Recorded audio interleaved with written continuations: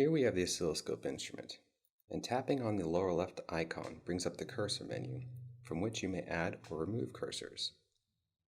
Dragging up from this button, however, will quickly create a voltage cursor along the y-axis. Dragging to the right will create a time cursor along the x-axis.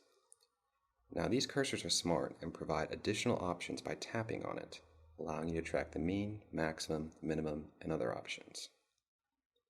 When placing two cursors, the frequency difference will show up automatically. Now the iPad app allows for a maximum of 5 different cursors that can be used along the x-axis. To remove the cursors, simply tap the icon and select Remove All Cursors. Here we have the spectrum analyzer, and the cursors perform similarly. Dragging to the right brings up a frequency cursor, and dragging up brings up a power cursor to view its amplitude. Tapping on the cursor itself brings up the same options as we saw before.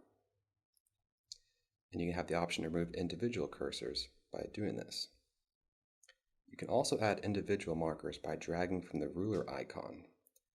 Dragging into this spectrum here will automatically have it track its peak.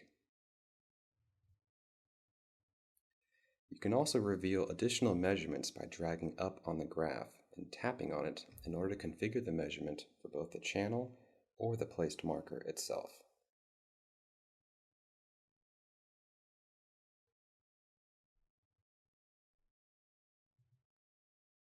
For our finer instrument, we have the frequency response analyzer, and here the cursors behave a little differently.